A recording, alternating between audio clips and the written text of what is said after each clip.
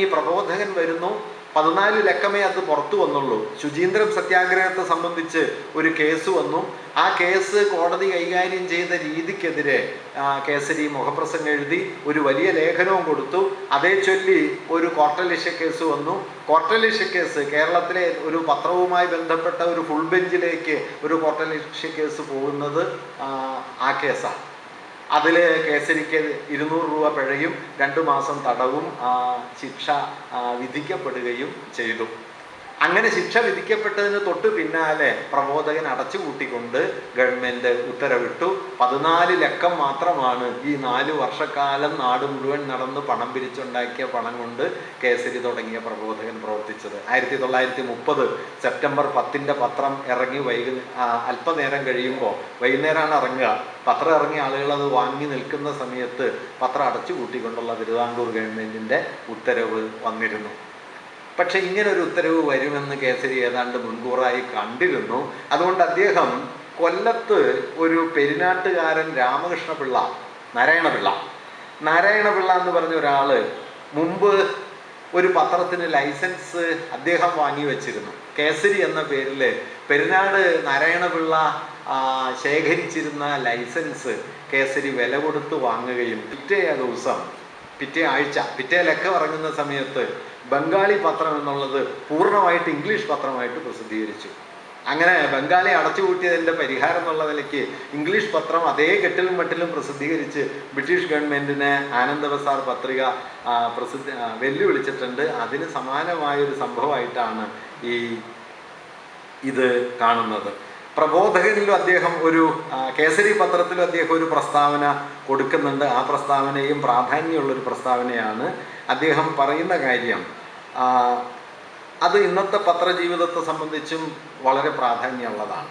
ഞങ്ങൾ വാർത്താ വിതരണത്തെക്കാൾ അധികമായി കേസരി ശ്രദ്ധിക്കുന്നത് വാർത്താ വിമർശവും ആശയങ്ങളുടെയും വിശ്വസാഹിത്യ കലാദികളുടെയും നവീന ശാസ്ത്ര വിജ്ഞാനത്തിൻ്റെയും പ്രചരണവുമായിരിക്കും. വാർത്താ വിതരണമല്ല, വാർത്താ വിമർശനമാണ് പ്രധാനം എന്നത്. തുടർന്ന് അദ്ദേഹം പറയുന്നുണ്ട്, വാർത്താ വിതരണമാണ് വാസ്തവത്തിൽ പത്രം കൂടുതൽ പ്രചരിക്കാൻ നല്ലത്. ഇന്നിപ്പോൾ നമുക്കറിയാമല്ലോ, ഒരു പഞ്ചായത്തിലെ വാർത്തയ്ക്ക് ഒരു എഡീഷനായിട്ട് വരുന്ന പത്രങ്ങളാണ്. അതുകൊണ്ട് വാർത്താ വിതരണമാണ് പത്രത്തിന് പ്രചരണത്തിന് നല്ലത്. പക്ഷേ പത്രത്തിൻ്റെ ദൗത്യ നിർവഹണത്തിന് നല്ലത്, ആവശ്യമായിട്ടുള്ളത് വാർത്താ വിമർശനമാണ്. ആ വാർത്താ വിമർശനത്തിലാണ് ഞങ്ങൾ ഉന്നുക.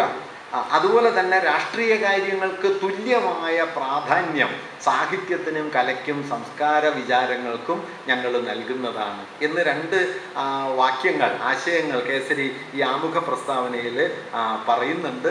ഏതായാലും 930 മുതൽ കേസരി 35 വരെ, 35 ജൂൺ 26 വരെ അദ്ദേഹം കേസരി പത്രം നടത്തി. 3 പത്രങ്ങളും കൂടി ചേർത്ത് വെച്ചാൽ 9 വർഷത്തിൽ താഴെയായിരുന്നു കേസരിയുടെ പത്രാധിപ ജീവിതം. 1935 കേസരിയുടെ പത്രത്തെ മെരുക്കാനായിട്ട് സർ CP രാമസ്വാമി അയ്യർ പുതിയൊരു നിയമം കൊണ്ടുവന്നു. അതെന്താണെന്ന് വെച്ച് കഴിഞ്ഞാൽ, സ്വന്തമായി വാങ്ങിയതല്ലാത്ത മറ്റുള്ളവരിൽ നിന്ന് വില കൊടുത്ത് വാങ്ങിയ ലൈസൻസിൽ പത്രം നടത്തുന്നവർ 1000 രൂപ കെട്ടിവെച്ച് പുതുതായി ലൈസൻസ് എടുക്കണം എന്നതായിരുന്നു അപ്പോഴത്തെ നിയമം. ആ ലൈസൻസ് നഷ്ടപ്പെട്ടാൽ പിന്നീട് ഒരിക്കൽ എടുക്കണമെങ്കിൽ 2500 രൂപ കെട്ടിവെക്കണം. അപ്പോഴേക്കും കേസരി പത്രം വലിയ നഷ്ടത്തിലേക്ക് പോയി കഴിഞ്ഞിരുന്നു. അതിനൊരു കാരണമുണ്ട് കേട്ടോ, അത് ഞാൻ പിന്നീട് പറയാം.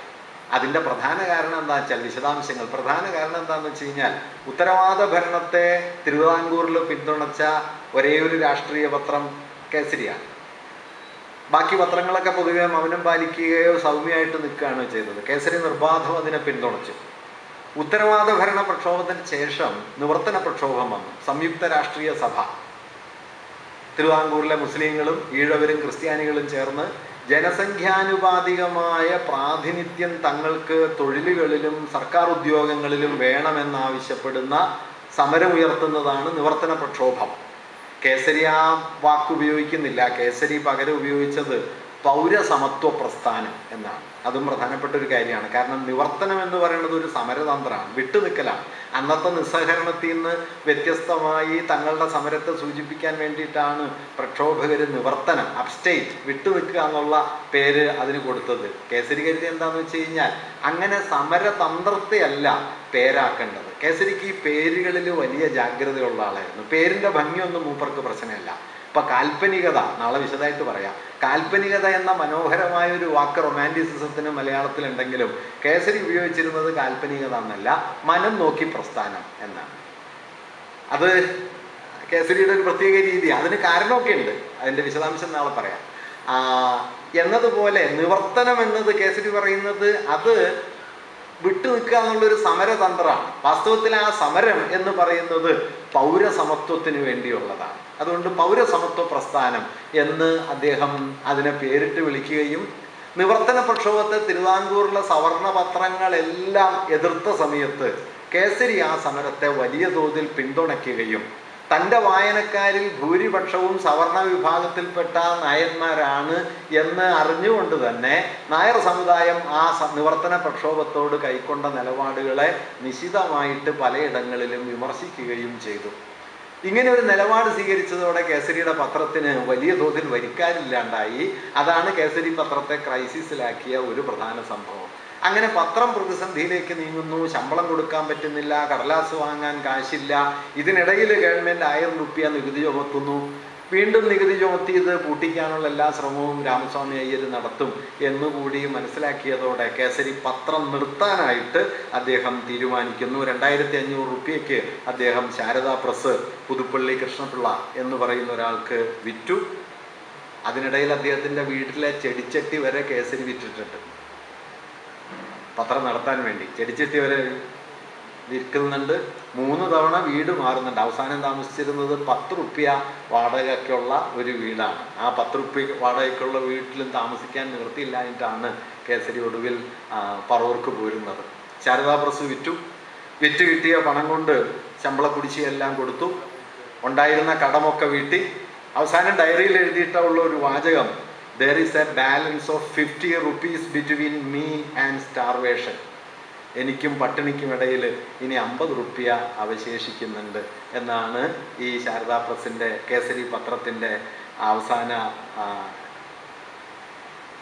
വാക്യം. കേസരി പത്രം എന്താണ് ചെയ്തത്? 930-35 എന്ന് പറയുന്നത് തിരുവിതാംകൂറിനെ സംബന്ധിച്ച് തിരുവിതാംകൂർ ഇളകി മറിയുന്ന കാലമാണ്. ഇന്ത്യ ആകെ തന്നെ 1ഉം 2ഉം വട്ടമേശ സമ്മേളനങ്ങൾ, ഉപ്പ് സത്യാഗ്രഹം, ദേശീയ പ്രസ്ഥാനത്തിൻ്റെ ശക്തിപ്പെടൽ, ഉത്തരവാദ ഭരണത്തിനായുള്ള സമരം, നിവർത്തന പ്രക്ഷോഭം, വൈക്കം ഗുരുവായൂർ ശുചീന്ദ്രം സത്യാഗ്രഹങ്ങൾ, ഇതെല്ലാം നടക്കുന്ന വളരെ പ്രക്ഷുബ്ധമായൊരു കാലം. ഈ കാലത്താണ് കേസരി അദ്ദേഹത്തിൻ്റെ പത്രാധിപത്യം കൊണ്ടു നടന്നത്. കേസരി എടുത്തൊരു നിലപാട്, ഇപ്പോൾ സ്വദേശാഭിമാനിയും കേസരിയും തമ്മിൽ ധീരസാഹസികമായ ഒരു തുടർച്ചയുണ്ടെങ്കിലും സ്വദേശാഭിമാനിയിൽ നിന്ന് കേസരിക്കുള്ള മൗലികമായൊരു വ്യത്യാസം, കേസരി എതിർത്തത് ദിവാനെയല്ല. കേസരി തുടക്കം മുതലേ പറഞ്ഞുകൊണ്ടിരുന്നത്, സമദർശിയുടെ കാലത്ത് തന്നെ അദ്ദേഹം പറഞ്ഞു തുടങ്ങുന്നത് നാട്ടുരാജ്യങ്ങളും രാജവാഴ്ചയും അവസാനിക്കണം എന്നാണ്. രാജവാഴ്ച അവസാനിച്ചേ കഴിയൂ, രാജാവാണ് പ്രശ്നം, ദിവാനല്ല എന്നത് കേസരിയുടെ ഒരു ഖണ്ഡിതമായ കാഴ്ചപ്പാടാണ്. അതുകൊണ്ട് രാജാവിനോടും ദിവാനോടും സാമ്രാജ്യാധികാരത്തോടും കൊളോണിയൽ അധികാരത്തോടും ഒരുപോലെ കേസരി ഏറ്റുമുട്ടുന്നുണ്ട്. ഇപ്പം ശ്രീമൂലം തിരുനാൾ, രാജവാഴ്ചയ്ക്ക് ഇത്ര നിശിതമായി എതിർപ്പുണ്ടായിരുന്ന ഒരാളാണ് കേസരി. ശ്രീമൂലം തിരുനാൾ മരിച്ച് ശവദാഹത്തിൻ്റെ സമയത്ത് കേസരി അത് കാണാൻ പോയി. അപ്പോൾ കേസരി സദസ്സ് എന്ന് പറഞ്ഞിട്ട് കേസരിയുടെ സുഹൃത്തുക്കളുടെ ഒരു സംഘമുണ്ട്. അത് നമ്മുടെ K A Damodara Menon, Thakazhi Sivasankara Pillai, E V Krishna Pillai, നമ്മുടെ ചലച്ചിത്ര സംവിധായകൻ അരവിന്ദൻ്റെ പിതാവ് എം.എൻ. ഗോവിന്ദൻ നായർ, അങ്ങനെ ഒരു കൂട്ടം ആളുകൾ ഉൾപ്പെട്ടതാണ് കേസരി സദസ്സ്. കേസരി പത്രാഫീസിൽ എല്ലാ ദിവസവും വന്നുകൂടിയിരുന്ന ആളുകൾ, ഒരു അനൗപചാരിക സംഘമാണത്. അപ്പോൾ ശവസംസ്കാരം എല്ലാം കഴിഞ്ഞ് തിരിച്ചു വന്നപ്പോൾ കേസരിയോട് അവർ ചോദിച്ചു, ഈ രാജവാഴ്ചയെ, രാജാവിനെ ഇത്രയധികം എതിർക്കുന്ന നിങ്ങൾ എന്തിനാണ് ശവദാഹം കാണാൻ പോയത്? അതിന് കേസരി പറഞ്ഞ മറുപടി, ഒരു ദിവാനെങ്കിലും ഒരു രാജാവെങ്കിലും കത്തിച്ചാമ്പലാവുന്നത് കാണാൻ വേണ്ടിയിട്ടാണ് എന്നാണ്. അതായിരുന്നു കേസരിയുടെ ഒരു വാദം. അത് ശരിക്കും ഒന്ന് കാണണമല്ലോ, അതിനു വേണ്ടിയിട്ടാണ് ഞാൻ പോയത് എന്ന് അദ്ദേഹം പറയുന്നുണ്ട്. ഇങ്ങനെ രാജവാഴ്ചയ്ക്കും സാമ്രാജ്യാധിപത്യത്തിനും ദിവാനും 5 ദിവാന്മാരോട് കേസരി ഏറ്റുമുട്ടുന്നുണ്ട്. വി എസ് സുബ്രഹ്മണ്യയ്യർ, പിന്നെ രാഘവയ്യ, ഹബീബുള്ള, വാട്സ്, ഏറ്റവും ഒടുവിൽ CP രാമസ്വാമി അയ്യർ. ഈ 9 കൊല്ലത്തിനിടയിൽ 5 ദിവാന്മാരോട് ഏറ്റുമുട്ടി 4 കേസിൽ പ്രതിയായി 3 തവണ ശിക്ഷിക്കപ്പെട്ടു. ഇതാണ് കേസരിയുടെ ജീവിതം. അവസാനം ഈ പറഞ്ഞതുപോലെ now remains 50 rupees me and starvation എന്ന ഒരു ഫലശ്രുതിയിൽ കേസരിയുടെ പത്രാധിപ ജീവിതം അവസാനിക്കുകയും ചെയ്തു. പക്ഷെ അദ്ദേഹം ഈ പൊസിഷൻസ് എടുത്തു. ഒന്ന്, സവർണതയ്ക്കെതിരെയും ജാതിക്കെതിരെയുമുള്ള ഖണ്ഡിതമായ നിലപാട് കേസരി എടുത്തു. വൈക്കം ഗുരുവായൂർ ശുചീന്ദ്രം സത്യാഗ്രഹങ്ങളെ സമ്പൂർണമായിട്ട് പിന്തുണച്ചു. പത്രമാരണ നിയമത്തിനെതിരെ തിരുവിതാംകൂറിലെ പത്രപ്രവർത്തകരെ സംഘടിപ്പിച്ച് ആദ്യമായിട്ട് വമ്പിച്ച ഒരു പ്രക്ഷോഭം നയിച്ചു. ഉത്തരവാദ സമരത്തെയും നിവർത്തന പ്രക്ഷോഭത്തെയും പിന്തുണച്ചു. സാർവദേശീയ വിജ്ഞാനത്തെ പത്രത്തിലൂടെ കേരളീയരുടെ ജീവിതാനുഭവത്തിലേക്ക് കൊണ്ടുവരാൻ ശ്രമിക്കുകയും ചെയ്തു. ഇങ്ങനെ പത്രത്തെ ആക്ടിവിസത്തിൻ്റെ ഒരു സമരത്തിൻ്റെ മുഖമാക്കി മാറ്റുകയും തൻ്റെ കാലത്തെ രാഷ്ട്രീയ സമരങ്ങളെ പൂർണ്ണമായി പ്രകാശിപ്പിക്കുന്ന ഒരിടമായിട്ട് പത്രത്തെ മാറ്റുകയും ചെയ്ത ഒരാളായിരുന്നു കേസരി. ഒപ്പം തന്നെ അക്കാലത്ത് അദ്ദേഹം കുറച്ചൊക്കെ രാഷ്ട്രീയ പ്രവർത്തനത്തിലും പങ്കുചേരുന്നുണ്ട്. 1929 ഡിസംബർ 17 തിരുവിതാംകൂറിൽ ചേരുന്ന തിരുവിതാംകൂർ യൂത്ത് ലീഗിൻ്റെ സമ്മേളനം, പൊന്നറ ശ്രീധറും NC ശേഖറും ഒക്കെയുള്ള, പിന്നീട് ഇതാണ് കമ്മ്യൂണിസ്റ്റ് ലീഗായി തീരുന്നത്. ആ കമ്മ്യൂണിസ്റ്റ് ലീഗാണ് അനൗപചാരികമായിട്ടെങ്കിലും കേരളത്തിലെ കമ്മ്യൂണിസ്റ്റ് പാർട്ടിയുടെ ആദ്യത്തെ ഒരു സംവിധാനം എന്ന് പലരും കരുതുന്നത്. ആ കമ്മ്യൂണിസ്റ്റ് ലീഗിൻ്റെ പൂർവ്വരൂപം എന്ന് വിളിക്കാവുന്നത് തിരുവിതാംകൂർ യൂത്ത് ലീഗ് സമ്മേളനത്തിൽ അധ്യക്ഷനായി പ്രവർത്തിച്ചിരിക്കുന്നത് കേസരിയാണ്. ഭഗത് സിംഗിനെ തൂക്കിക്കൊന്ന സമയത്ത് കേസരിയെ പോയി ധാരാളമായിട്ട് കാണുകയും ഒക്കെ ചെയ്തിട്ടുണ്ട്. അതുപോലെ തിരുവിതാംകൂറിലെ ആദ്യത്തെ trade union Thiruvithamkoor labour association ആലപ്പുഴയിൽ രൂപപ്പെടുത്തുന്ന സമയത്ത് അതിൻ്റെ പ്രസിഡന്റ് ആവാനായിട്ട് അവരാദ്യം ആവശ്യപ്പെട്ടത് കേസരിയോടാണ്. പൊതു സമരങ്ങളിൽ, പൊതു സംഘടിത പ്രസ്ഥാനങ്ങളിൽ താൻ പങ്കുചേരുന്നതല്ല എന്ന കാഴ്ചപ്പാടാണ് കേസരിക്കുണ്ടായിരുന്നത്. അതിനുശേഷമാണ് കൃഷ്ണപിള്ളയുടെ നേതൃത്വത്തിൽ തിരുവിതാംകൂർ ലേബർ യൂണിയൻ നിലവിൽ വരുന്നത്. ഇങ്ങനെ രാഷ്ട്രീയമായിട്ടും പത്രത്തെ തന്നെ ഒരു സമരമുഖമാക്കി മാറ്റിക്കൊണ്ടുമാണ് കേസരി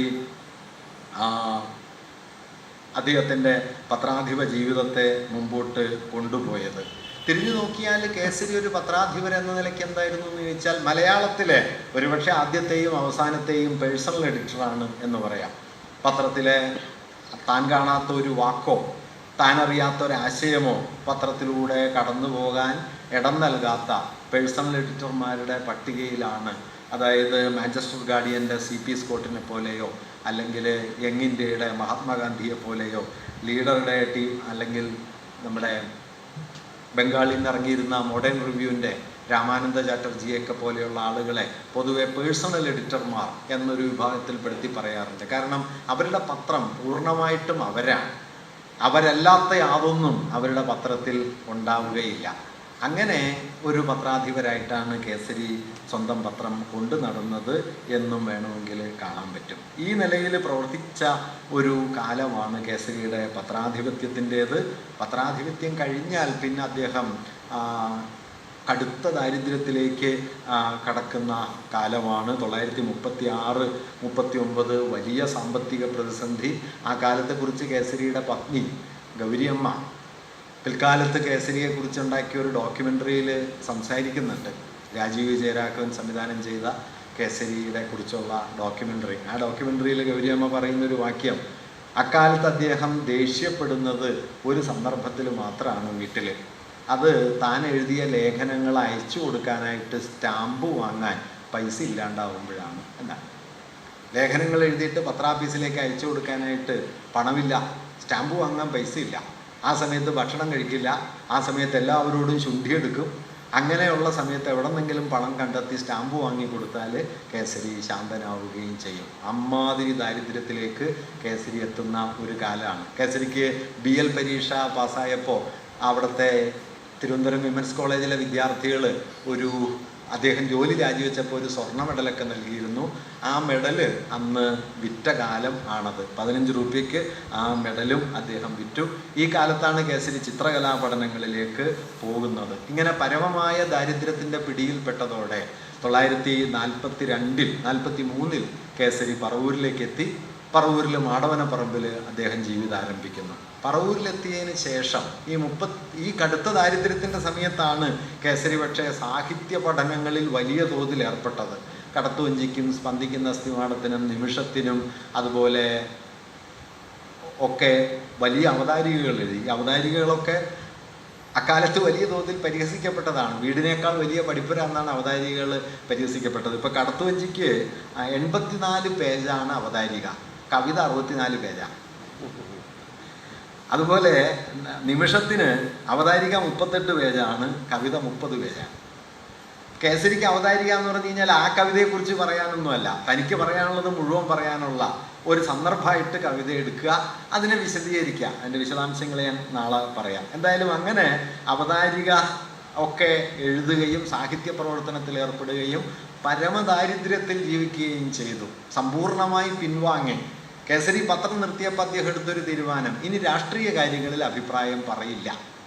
അതുകൊണ്ട് 936 ശേഷം പിന്നീട് ഒരിക്കലും അദ്ദേഹം തിരുവിതാംകൂർ രാഷ്ട്രീയത്തെക്കുറിച്ച് എന്തെങ്കിലും ചർച്ച ചെയ്യുകയോ എഴുതുകയോ ഒന്നും ചെയ്തിട്ടില്ല. ആദ്യം സാഹിത്യ പ്രവർത്തനത്തിലേക്കും 40കൾക്ക് ശേഷം ഏതാണ്ട് പൂർണ്ണമായി അദ്ദേഹം ചരിത്രാന്വേഷണത്തിലേക്കും വഴിതിരിയുകയും ചെയ്തു. അദ്ദേഹത്തിൻ്റെ വിചിത്രമായ ജീവിത രീതിയുടെ ഒരടയാളം 942-43 പറവൂർ വന്ന് പിന്നീട് അദ്ദേഹം 60ലാണ് കോട്ടയത്തേക്ക് പോകുന്നത്. 17 വർഷക്കാലം അദ്ദേഹം പറവൂരുണ്ടായിരുന്നു. മാടവനപ്പറമ്പ് എന്ന് പറയുന്ന ടൗണിനോട് ചേർന്ന ഒരു പ്രദേശത്താണ് അദ്ദേഹം ജീവിച്ചിരുന്നത്. ആ വീട്ടിൽ നിന്ന് കേസരി 17 കൊല്ലത്തിനിടയിൽ 3 തവണ മാത്രമാണ് പുറത്തിറങ്ങിയിട്ടുള്ളത്.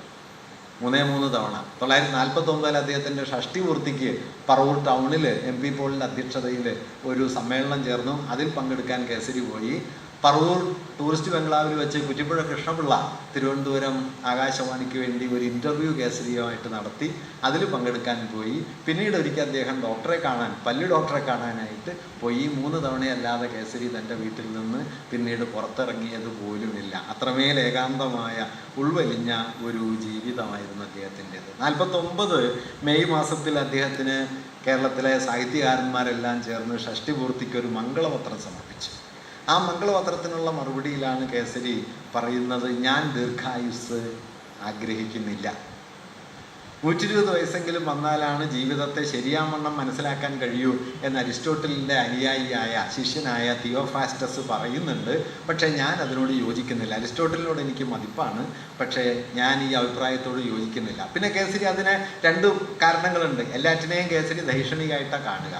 അതുകൊണ്ട് കേസരി പറയുന്നത് അതിന് 2 കാരണങ്ങളുണ്ട്. ഒന്ന് വ്യക്തിപരമാണ്, ഒന്ന് സൈദ്ധാന്തികമാണ്. വ്യക്തിപരമായ കാരണം എന്താണെന്ന് വെച്ച് കഴിഞ്ഞാൽ, ജനിച്ച സമയത്ത് തന്നെ ഒരു മാറാരോഗവുമായി ജനിച്ച ആളാണ് ഞാൻ. പിന്നീട് ജീവിതകാലത്ത് 2-3 മാറാരോഗങ്ങൾ എനിക്ക് കൂടെ കിട്ടി. ഒപ്പം തന്നെ മകളുടെ മരണം അടക്കമുള്ള മഹാദുഃഖങ്ങളിലൂടെ കടന്നുപോയി. അതുകൊണ്ട് ദീർഘകാല ജീവിതം എനിക്ക് വേദന മാത്രമേ ഉള്ളൂ. അതുകൊണ്ട് ഞാൻ ദീർഘകാല ജീവിതം ആഗ്രഹിക്കുന്നില്ല. പിന്നെ അദ്ദേഹം പറയുന്നത്, സമൂഹ പരിണാമത്തിൻ്റെ ഗതിവേഗം അതിതീവ്രമായതോടെ നിങ്ങൾ എത്ര ദീർഘകാലം ജീവിച്ചാലും ലോകത്തെ ശരിയാവണ്ണം മനസ്സിലാക്കുക എന്നത് അസാധ്യമായിരിക്കുന്നു. അതുകൊണ്ട് ദീർഘകാലം ജീവിക്കുന്നതുകൊണ്ട് എല്ലാം മനസ്സിലാക്കാം എന്നത് അസാധ്യമായിരിക്കുന്നു. അതുകൊണ്ട് ദീർഘജീവിതത്തിന് എനിക്ക് ആഗ്രഹമില്ല എന്ന് പറഞ്ഞ് തനിക്ക് നൽകിയ ഈ മംഗളപത്രത്തെ, ദീർഘകാല ജീവിത ആശംസയെ ആദ്യമേ തന്നെ നിരസിച്ചിട്ട് പിന്നെ കേസരി പറയുന്നത്, വാസ്തവത്തിൽ നിങ്ങൾ ചെയ്യുന്ന എന്നെപ്പോലുള്ള ഈ വൃദ്ധരെ പൂജിക്കുന്ന ഏർപ്പാട് അവസാനിപ്പിക്കേണ്ടതാണ്. ഈ വൃദ്ധപൂജ അവസാനിപ്പിക്കണം. വാടാൻ പോകുന്ന ചെടിക്ക് വെള്ളമൊഴിക്കുന്നത് പോലെയാണ് ഈ പ്രവൃത്തി. യുവാക്കളെ പ്രോത്സാഹിപ്പിക്കണം എന്ന് കേസരി ഇതിൽ പറയുകയും അതുവഴി ഉണ്ടാകാവുന്ന, അന്ന് ഇപ്പം നേരത്തെ പറഞ്ഞ ആശയമാണ്, 40 വയസ്സാകുമ്പോഴേക്കും ശീലങ്ങൾ ഉറയ്ക്കുന്നത് കൊണ്ട് 40 വയസ്സിന് മുമ്പുള്ള യുവാക്കളെ പിന്തുണയ്ക്കുകയും അവരെ ശക്തിപ്പെടുത്തുകയാണ് ചെയ്യേണ്ടത്. 40 വയസ്സാകുമ്പോഴേക്കും നിങ്ങൾ ശീലങ്ങളുടെ തടവുകാരനായി തീരും. പിന്നെ നിങ്ങൾക്ക് പ്രോത്സാഹനം കിട്ടിയതുകൊണ്ട് പ്രത്യേകിച്ചൊരു കാര്യമില്ല. അതുകൊണ്ട് ഈ പ്രോത്സാഹനം നിരർത്ഥകമാണ് എന്ന് തന്നെ പ്രോത്സാഹിപ്പിച്ച എല്ലാവരുടെയും മുമ്പിൽ ലേഖനം എഴുതി വായിക്കുകയാണ് കേസരി ആ സമ്മേളനത്തിൽ ചെയ്തത്. ഇങ്ങനെ അതിനുശേഷവും കേസരി വലിയ ദാരിദ്ര്യത്തിലായിരുന്നു. അപ്പോഴേക്കും കേസരിയുടെ ഒപ്പം വിദ്യാലയത്തിലും കോളേജിലും ഒക്കെ പഠിച്ച് 2 പേര് കേരളത്തിലെ സമുന്നത നേതാക്കന്മാരാണ്. കേസരിയുടെ ഒപ്പം സ്കൂളിൽ പഠിച്ച ആളാണ് വട്ടം താണുപിള്ള, തിരുവിതാംകൂറിലെ മുഖ്യമന്ത്രിയായി. പിന്നീട് PK നാരായണപിള്ള, പറവൂർ PK നാരായണപിള്ള തിരുക്കൊച്ചി മുഖ്യമന്ത്രിയായി. അവർ 2 പേരും കേസരിയെ സഹായിക്കാനായിട്ട് ശ്രമിക്കുകയും കേസരിക്ക് ധനസഹായം അനുവദിച്ച് തീരുമാനമെടുക്കുകയും ചെയ്തു. സർക്കാരിൽ നിന്ന് താൻ സൗജന്യമായി ഒരു പണവും സ്വീകരിക്കുന്നതല്ല എന്ന് പറഞ്ഞ് അത് നിരസിച്ച് കേസരി തുടർന്നും പട്ടിണി കിടന്നു എന്നതാണ് യാഥാർത്ഥ്യം. പിന്നെ ഒരിക്കൽ അദ്ദേഹത്തിന് പണം സ്വീകരിക്കുന്നുണ്ട്. ഒന്നാമത്തെ കേരള ഗവൺമെൻറ് വന്നപ്പോൾ EMSഉം മുണ്ടശ്ശേരി മാഷും തമ്മിൽ ആലോചിച്ച് കേസരിയെ സഹായിക്കാനുള്ളൊരു പദ്ധതി ഉണ്ടാക്കുകയും കേസരിയുടെ ചരിത്ര ഗവേഷണങ്ങൾ സാഹിത്യ അക്കാദമി ഏറ്റെടുത്ത് അത് 5000 രൂപ ആ ചരിത്ര ഗവേഷണത്തിനുള്ള പ്രതിഫലമായി നൽകി അത് അക്കാദമി പ്രസിദ്ധീകരിക്കാം എന്ന ഒരു ഉടമ്പടിയിൽ ഇത് ഏറ്റെടുക്കുകയുണ്ടായി. കേസരിയുടെ വീടിൻ്റെ തൊട്ട് വടക്കേ വശത്തുള്ളൊരു പറമ്പിലാണ് അതിൻ്റെ സമ്മേളനം നടന്നത്. KP കേശവമേനോനും മുണ്ടശ്ശേരി മാഷും കുറ്റിപ്പുഴയും VT ഭട്ടതിരിപ്പാടും ഒക്കെ പങ്കെടുത്ത വലിയൊരു സമ്മേളനമായിരുന്നു. അവിടെ വെച്ച് KP കേശവമേനോനാണ് അന്ന് സാഹിത്യ അക്കാദമി പ്രസിഡന്റ് ആണ്. അദ്ദേഹമാണ് പണം നൽകുന്നത്. കേസരി അത് സന്തോഷത്തോടെ കൊടുക്കുകയും ചെയ്തു. ദൗർഭാഗ്യം എന്താണെന്ന് വെച്ചാൽ 1957 ഏറ്റെടുത്ത ആ കയ്യെഴുത്ത് പ്രതി 1984 അതിൻ്റെ ഒരു 1/3 ഭാഗം അക്കാദമി പ്രസിദ്ധീകരിച്ചത്. ഏതാണ്ട് അപ്പോഴേക്കും 17 കൊല്ലം കഴിഞ്ഞു. അതിൻ്റെ പല ഭാഗങ്ങളും നഷ്ടപ്പെടുകയും ചെയ്തു. എന്തായാലും കേസരിയുടെ ചരിത്ര ഗവേഷണം എന്ന് പറയുന്നത് ഏതാണ്ട് ഇന്നിപ്പോൾ 2500ഓളം പുറങ്ങളിൽ പടർന്നു കിടക്കുന്നതാണ്. അതിൽ ചെറിയൊരു ഭാഗമായിരുന്നു. എന്തായാലും അങ്ങനെ ജീവിതകാലത്ത് കേസരിയുടെ 2 ചരിത്ര ഗ്രന്ഥങ്ങൾ മാത്രമാണ് പുറത്തു വന്നത്. ഒന്ന് KR ബ്രദേഴ്സ് പ്രസിദ്ധീകരിച്ച പ്രാചീന കേരള ചരിത്ര ഗവേഷണം, 2 മംഗളോദയം പ്രസിദ്ധീകരിച്ച സാഹിത്യ ഗവേഷണമാലയുടെ 1-ാം ഭാഗം. ബാക്കി അദ്ദേഹത്തിൻ്റെ മഹാഭൂരിപക്ഷം ചരിത്ര പഠനങ്ങളും അദ്ദേഹത്തിൻ്റെ ജീവിതകാലത്ത് പുറത്തു വന്നിട്ടില്ല. കേസരിയുടെ ജീവിതത്തിലെ ഏറ്റവും പ്രധാനപ്പെട്ട 2 പ്രതിസന്ധികൾ, ഒന്ന് 1956 അദ്ദേഹത്തിൻ്റെ സഹോദരൻ്റെ മരണമാണ്. AP പിള്ള ബോംബെയിൽ വെച്ച് മരണപ്പെട്ടു. അതിനു മുമ്പ് അദ്ദേഹത്തിൻ്റെ മകളുടെ മരണം അദ്ദേഹത്തിന് വലിയ ആഘാതമായിരുന്നു. 2 മരണങ്ങൾ അദ്ദേഹത്തെ പിടിച്ചുലച്ചു. അനിയൻ്റെ മരണത്തോടെ കേസരി പൂർണ്ണമായി ഒറ്റപ്പെട്ട നിലയിലായി, രോഗാതുരതയിലായി. തൻ്റെ ഭാര്യയുടെ സഹോദരിയുടെ ഭർത്താവ് ഒരു NK കൈമൾ അദ്ദേഹം മലയയിൽ വെച്ച് പരിചയപ്പെട്ടിട്ടുണ്ട്. മലയയിൽ ഉദ്യോഗസ്ഥനായിരുന്നു. മലയിൽ നിന്ന് മടങ്ങി വന്നിട്ട് കേസരിയുടെ ഭാര്യ സഹോദരിയാണ് കൈമൾ വിവാഹം കഴിച്ചത്. കൈമളുടെ അടുത്തേക്ക് കേസരി അവസാന കാലത്ത് താമസം മാറ്റി. 1959 മാർച്ചിൽ കേസരി കോട്ടയത്തേക്ക് പോയി. അവിടെ 20 മാസവും 20 ദിവസവും അദ്ദേഹം അവിടെ ജീവിച്ചു. 1960 ഡിസംബർ 18 കേസരി അവിടെ വെച്ച് അന്തരിച്ചു. കോട്ടയത്തെ ജീവിതകാലത്ത് കേസരി DC കിഴക്കേമുറി, കാരൂർ നീലകണ്ഠപിള്ള, മുട്ടത്തുവർക്കി തുടങ്ങിയവരൊക്കെ ചേർന്ന ഒരു വലിയ സൗഹൃദ സദസ്സ് അവിടെയും രൂപപ്പെടുത്തിയിരുന്നു. അപ്പോഴേക്കും പക്ഷെ അദ്ദേഹം വളരെ രോഗാതുരനായിരുന്നു. മരണത്തിലേക്ക് പൊടുന്നനെ നയിച്ചത് 1960 നവംബർ മാസത്തിൽ അദ്ദേഹത്തിൻ്റെ ഭാര്യ സഹോദരിയുടെ ഭർത്താവ് NK കൈമൾ മരണപ്പെട്ടു. കൈമളുടെ മരണത്തോടെ കേസരി വലിയ വിഷാദത്തിലേക്ക് പോവുകയും 1 മാസത്തിനപ്പുറം കേസരി മരണപ്പെടുകയുമാണ് ചെയ്തത്. അങ്ങനെ നോക്കിയാൽ കേസരിയുടെ ആകെ പത്രജീവിതത്തിലേക്ക് നോക്കിയാൽ ഏതാണ്ട് 9 മാസം 9 വർഷവും 2 മാസവുമാണ് കേസരിയുടെ പത്രജീവിതം നടന്നിട്ടുള്ളത്, പത്രാധിപ ജീവിതം നടന്നിട്ടുള്ളത് എന്ന് കാണാം. എന്താണ് പത്രത്തിലൂടെ കേസരി ചെയ്യാൻ ശ്രമിച്ചത് എന്നതിനെക്കുറിച്ച് ചില കാര്യങ്ങൾ കൂടി പറഞ്ഞ് അദ്ദേഹത്തിൻ്റെ ചില പ്രധാന മുഖപ്രസംഗങ്ങളിൽ ആശയങ്ങളിലൂടെ കൂടി ഒന്ന് കടന്നു പോയിട്ട് നമുക്കിത് അവസാനിപ്പിക്കാം. മുഖ്യമായിട്ടും ആധുനികതയുടെ ഒരു സംസ്ഥാപനം, ആധുനികമായ ആശയാദർശങ്ങൾ, അതിൻ്റെ രാഷ്ട്രീയ ധർമ്മങ്ങൾ, അതിനെ സ്ഥാപിച്ചെടുക്കുക എന്നതായിരുന്നു കേസരി ചെയ്ത ഒരു കാര്യം. ഒപ്പം തന്നെ ഒരു ആധുനിക സമൂഹ രൂപീകരണത്തിൽ സാഹിത്യത്തിനും കലയ്ക്കുമുള്ള സവിശേഷമായ പങ്ക് തിരിച്ചറിഞ്ഞ മലയാളത്തിലെ ആദ്യത്തെ പത്രാധിപരും കേസരി തന്നെയായിരുന്നു. സാഹിത്യവും കലയും നേരം പോക്കാണെന്നല്ല അദ്ദേഹം കരുതിയത്. അത്ഭുതകരമായൊരു കാര്യമുണ്ട്. 1929 ഡിസംബർ മാസത്തിൽ തിരുവിതാംകൂർ യൂത്ത് ലീഗിൻ്റെ അധ്യക്ഷ സമ്മേളനത്തിൽ അധ്യക്ഷനായി പ്രസംഗിക്കുന്ന സമയത്ത് കേസരി പറയുന്നൊരു കാര്യം, ചെറുപ്പക്കാർ രാഷ്ട്രീയ കാര്യങ്ങളിൽ അറിവ് നേടുന്നത് പോലെ തന്നെ സാഹിത്യ കലാവിഷയങ്ങളിലും പരിജ്ഞാനമുള്ളവരാകണം. ആധുനികമായൊരു സമൂഹത്തെ രൂപപ്പെടുത്തുന്നതിൽ സാഹിത്യത്തിനും കലയ്ക്കുമുള്ള പ്രാധാന്യം കേസരി ആ കാലത്ത് തന്നെ എടുത്ത് പറയുന്നുണ്ട്. അങ്ങനെ ഒരാധുനിക സമൂഹത്തിലേക്കുള്ള വഴി അതിൽ അദ്ദേഹം പറഞ്ഞതാണ് ഈ നാട്ടുരാജ്യങ്ങൾ ഇല്ലാതാകണം, രാജാക്കന്മാർക്ക് പ്രത്യേകമായ ധനസഹായം നൽകരുത്, പ്രിവി പേഴ്സ് നിർത്തലാക്കാനായിട്ട് പിന്നെ നമുക്ക് 1970 ആവേണ്ടി വന്നു. കേസരി ഇത് 20 പറഞ്ഞു തുടങ്ങി.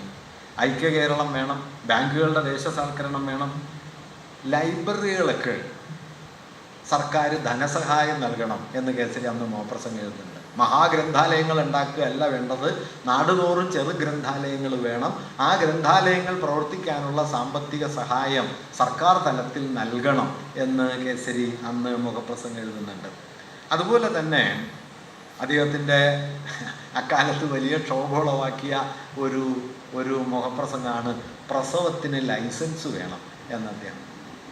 മാർഗരറ്റ് സിംഗർ എന്നു പേരായിട്ടുള്ള ഒരു പത്രപ്രവർത്തക അമേരിക്കൻ വീക്കിലിയിൽ എഴുതിയ മുഖപ്രസംഗത്തെ പിൻപറ്റിയാണ് കേസരി പറയുന്നത് ഈ ജനസംഖ്യാ നിയന്ത്രണം അനിവാര്യമാണ്. അതിന് കാര്യകാരണങ്ങളൊക്കെ അദ്ദേഹം പറയുന്നുണ്ട്. കാരണം തിരുവിതാംകൂറിലെ പ്രതിശീർഷ വരുമാനം, വാർഷിക വരുമാനം 51 റുപ്യാണ്, ജീവിത ചെലവ് 113 റുപ്യാണ്.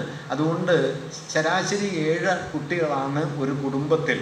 ഈ നിലയിൽ മുമ്പോട്ട് പോയാൽ കഴിയുന്നതല്ല. അതുകൊണ്ട് കുടുംബാസൂത്രണം വേണം, പ്രസവത്തിന് ലൈസൻസ് നൽകുന്ന കാര്യം പോലും ആലോചിക്കണം എന്ന് അദ്ദേഹം പറയുന്നുണ്ട്. ഒപ്പം തന്നെ ഗർഭനിരോധനത്തിനുള്ള സംവിധാനങ്ങൾ സർക്കാർ നൽകണം, ഗർഭനിരോധന ഉപാധികൾ സർക്കാർ തന്നെ നൽകണം, സർക്കാരിൻ്റെ നേതൃത്വത്തിൽ ഗർഭനിരോധനത്തിനുള്ള മാർഗങ്ങൾ പ്രചരിപ്പിക്കണം എന്നെല്ലാം അദ്ദേഹം പറയുകയും ചെയ്യുന്നു. ഇന്ന് നടുക്കം തോന്നാവുന്ന പല ആശയങ്ങളും അന്ന് കേരളത്തിൽ എന്താ പറയുക, ന്യൂക്ലിയർ ഫാമിലി വികസിച്ചു വരുന്നേ ഉള്ളൂ. ആ സമയത്ത് തിരുവിതാംകൂർ നിയമസഭയിൽ ഒരു എസ് ജെ നായർ ഈ ബഹുഭാര്യാത്വം കുറ്റകരമാക്കുന്ന നിയമം ഒഴിവാക്കണം എന്നാവശ്യപ്പെട്ടുകൊണ്ട് ഒരു പ്രമേയം അവതരിപ്പിച്ചു. ഈ പ്രമേയത്തെക്കുറിച്ച് കേസരി ഒരു മുഖപ്രസംഗം എഴുതി. ആ മുഖപ്രസംഗത്തിൽ കേസരി പറയുന്ന കാര്യം ബഹുഭാര്യാത്വം മാത്രമല്ല, ബഹുഭർത്തൃത്വവും ഒഴിവാക്കേണ്ടതാണ്. ബഹുഭർത്തൃത്വവും ഇതുപോലെ തന്നെ നടപ്പിലാക്കേണ്ടതാണ്. ഞാൻ ആ ഭാഗം അല്പം ഒന്ന് പറയാം. കേസരി അന്നെടുത്ത നിലപാടുകളുടെ അന്ന് കേസരി പറയുന്ന ഒരു വാക്യമുണ്ട്, ജാരശങ്കയോ പരസ്ത്രീ ശങ്കയോ ഇന്ന് ഒരു ദുഃഖപര്യവസായിയായ നാടകത്തിൻ്റെ വിഷയമാകാൻ പോന്നതല്ല, പരമാവധി അതൊരു പ്രഹസനത്തിനെ കൊള്ളൂ എന്നാണ്. ഇങ്ങനെ ഉള്ള നിലപാടുകളൊക്കെ കേസരി അന്നെടുക്കുന്നുണ്ട്. എന്നിട്ട് കേസരി പറയുന്നു,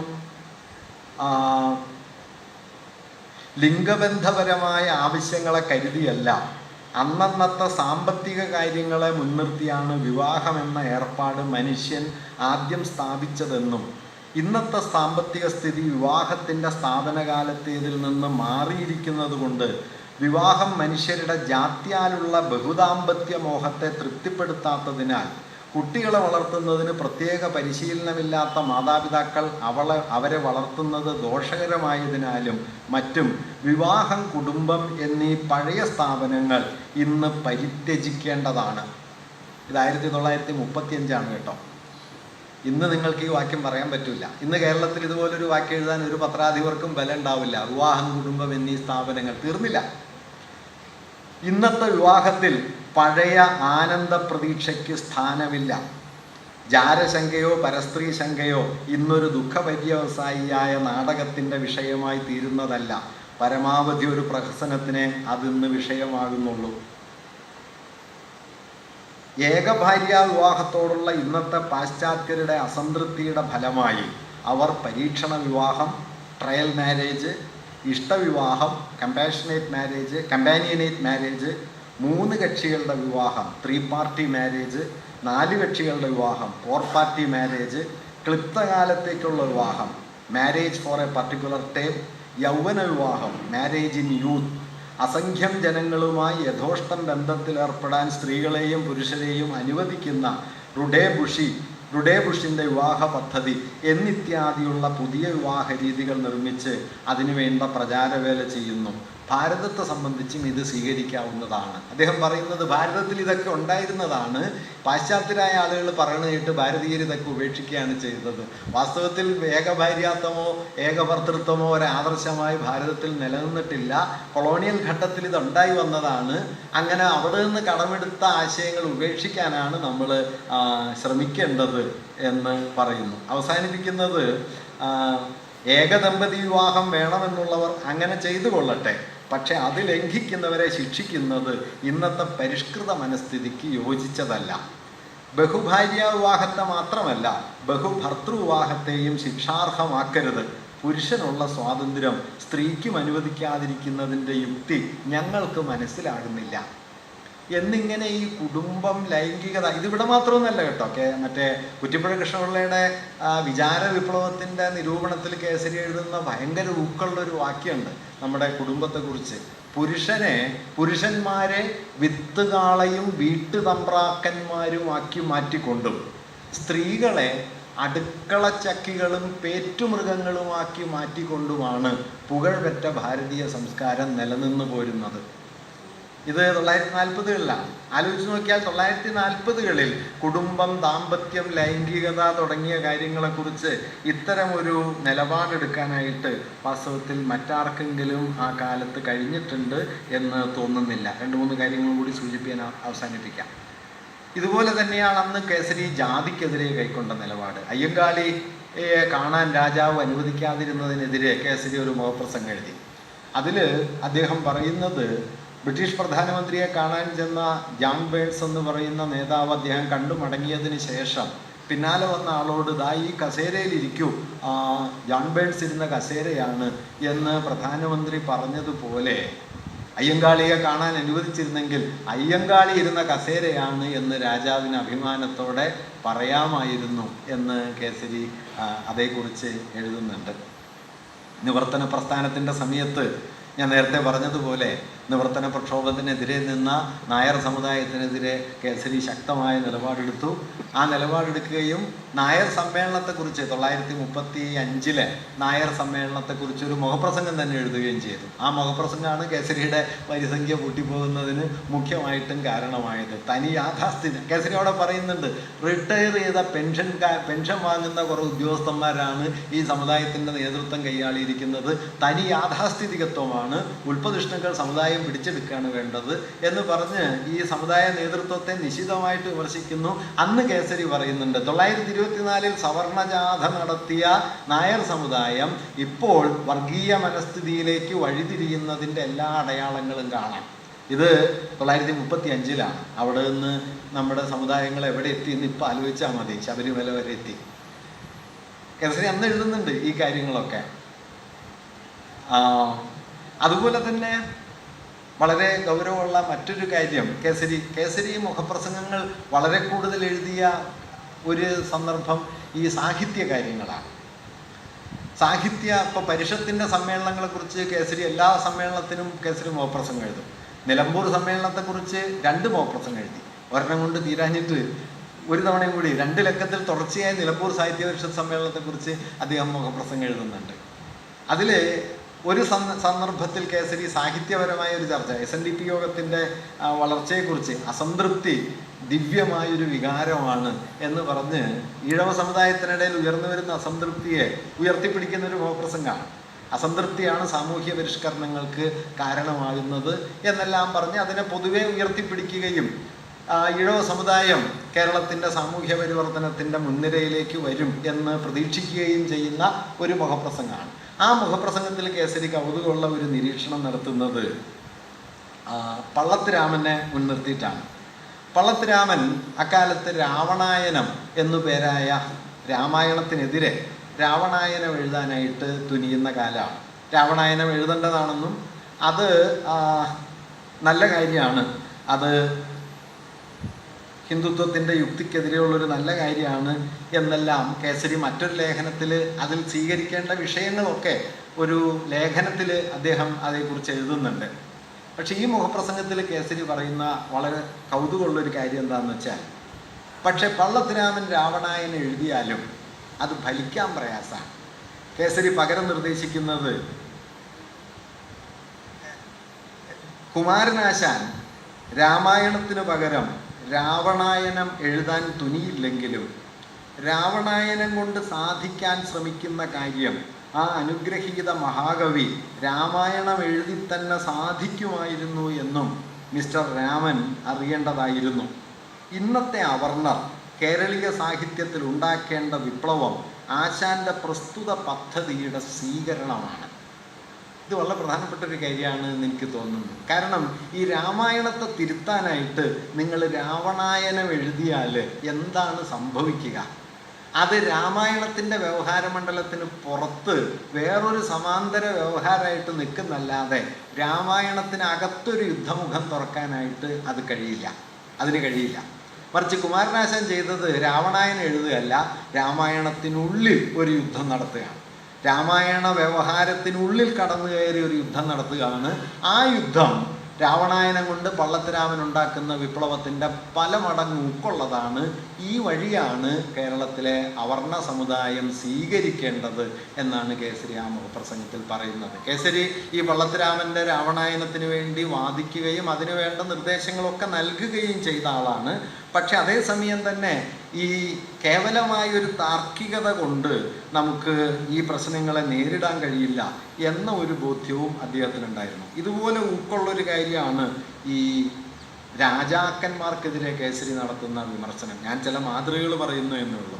ഗുരുവായൂർ സത്യാഗ്രഹ സമയത്ത് ഇതേക്കുറിച്ച് ചർച്ച ചെയ്യാനൊരു സമ്മേളനം വിളിച്ചു ചേർക്കണം എന്നുള്ള സത്യാഗ്രഹികളുടെ ആവശ്യം സാമൂതിരി നിരസിക്കുകയുണ്ടായി. സാമൂതിരിക്കെതിരെ കേസരി എഴുതിയ മുഖപ്രസംഗത്തിലെ ഒരു ഭാഗമാണ്: ഇന്നത്തെ സാമൂതിരിയെപ്പോലെ ഹൃദയമെന്ന അവയവം ഇല്ലാത്തവരും തങ്ങളുടെ കുലത്തിനും സ്ഥാനത്തിനും മതത്തിനും തങ്ങൾക്ക് വിദ്യാഭ്യാസം നൽകിയ വിദ്യാലയങ്ങൾക്കും തങ്ങൾ ജനിച്ച നാടിനും ഭാരതഭൂമിക്ക് ആസകലവും മനുഷ്യവർഗത്തിനും കൂടി തിരാക്കളങ്കം ഉണ്ടാക്കി വയ്ക്കുന്നവരുമായ മുരട്ട് യാഥാസ്ഥിതികർ ഇന്ത്യയിലെ വായുവിനെ മലിനപ്പെടുത്തുന്നിടത്തോളം കാലം മഹാത്മജിയെപ്പോലെയും കേളപ്പനെ പോലെയുമുള്ള നേതാക്കന്മാർക്ക് പട്ടിണി കിടന്ന് ചാകേണ്ടി വരുമെന്ന് സാമൂതിരിയെ സമീപിച്ച നിവേദക സംഘത്തോട് ആ മനുഷ്യൻ പറഞ്ഞ ലജ്ജാകരമായ മൃഗീയമായ മറുപടി വ്യക്തമാക്കിയിരിക്കുന്നു. നിന്ദ്യമായ ഭീരുത്വമാണ്, ഒരു ഭീരുവിൻ്റെ ഒഴികഴിവാണ് അതിൽ പൊന്തിച്ചു നിൽക്കുന്നത്. ക്ഷേത്രം തുറന്നു കൊടുക്കാനല്ല, ഒരു യോഗം വിളിച്ചു കൂട്ടാനാണ് നിവേദക സംഘം സാമൂതിരിയോട് ആവശ്യപ്പെട്ടത്. അതിനു പോലും ആ മനുഷ്യന് മനസ്സില്ലാതെ വന്നത് സ്ഥാനികളുടെയും ക്ഷേത്രാധികാരികളുടെയും നാശത്തിൻ്റെ അടയാളത്തെയാണ് കാണിക്കുന്നത്. ഒരു കേളപ്പൻ്റെ ചിതയിൽ നിന്ന് അനേകം കേളപ്പന്മാർ ഉണ്ടായി തന്നെ പോലെയുള്ള യാഥാസ്ഥിതിക ലോകത്തെ പാടെ ഭസ്മീകരിക്കുമെന്ന് കുഴിക്ക് കാല് നീട്ടിയിരിക്കുന്ന ഈ സാമൂതിരി അറിഞ്ഞില്ലെങ്കിൽ ആ സ്ഥിതിയിലെത്തിയിട്ടില്ലാത്ത യാഥാസ്ഥിതിക സവർണർ അദ്ദേഹത്തെ അത് അറിയിക്കേണ്ടതാണ്. അവരുടെ അഹിംസാത്മകമായ പ്രയത്നം കൊണ്ട് ഈ സാമൂതിരിയല്ല, ഈ മനുഷ്യനിലും കടന്ന യാഥാസ്ഥിതികരെയും തങ്ങളുടെ ചൊൽപ്പിടിയിൽ അവർ കൊണ്ടുവരും എന്നിങ്ങനെ സാമൂതിരിക്കെതിരെയൊക്കെ ആ കാലത്ത് ഒരാൾക്ക് പറയാൻ സാധാരണ നിലയ്ക്ക് ആലോചിക്കാൻ പോലും പറ്റാത്ത രീതിയിലാണ്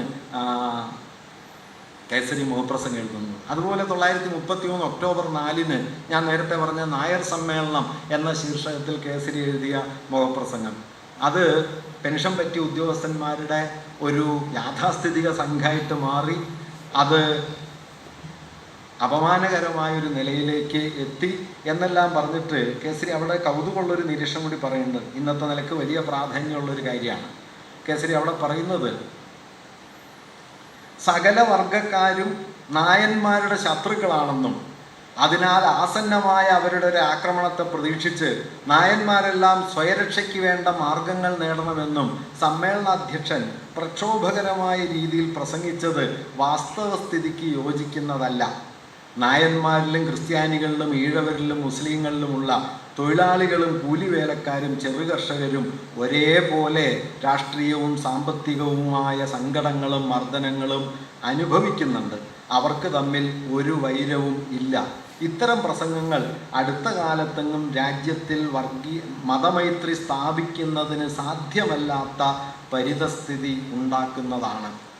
ഇതൊന്നും അവസാനിക്കാത്ത കാലമാണ്. 1935 മുഖപ്രസംഗമാണ്.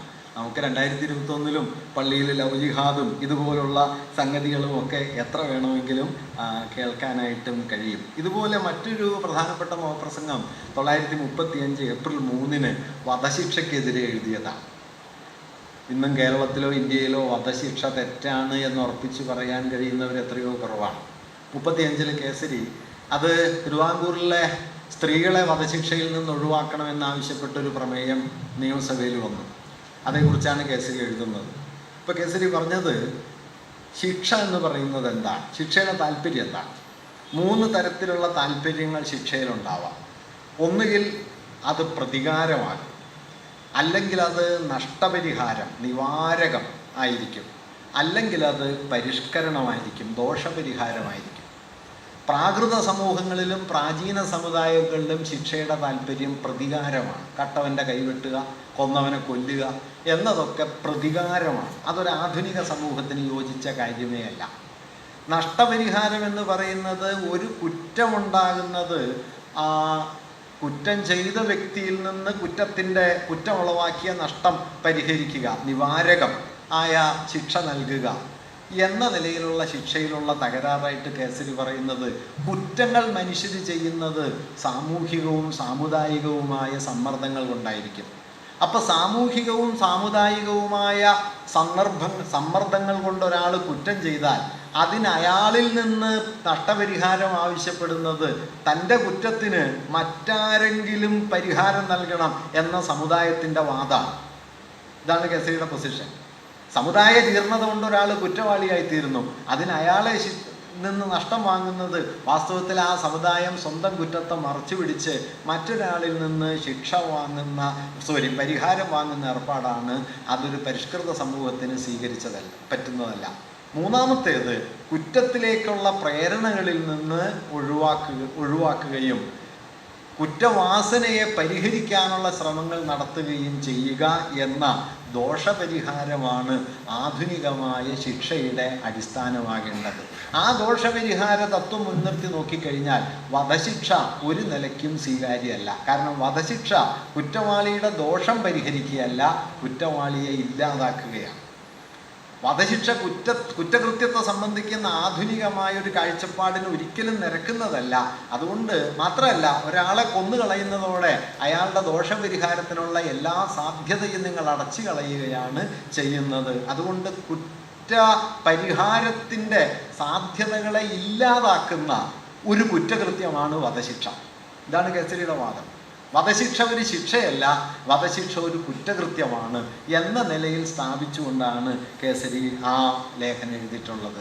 എൻ്റെ വായനയിൽ വധശിക്ഷയ്ക്കെതിരെ ഇത്രയും വിശദാംശങ്ങളോടെ എഴുതപ്പെട്ട മറ്റൊരു ലേഖനം മലയാളത്തിൽ കാണുന്നില്ല.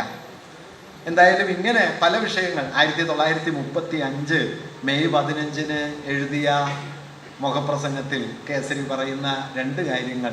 ഒന്ന്, കേരളത്തിലെ സർവകലാശാല വിദ്യാഭ്യാസം മലയാളത്തിൽ നടത്തണം എന്നാണ്.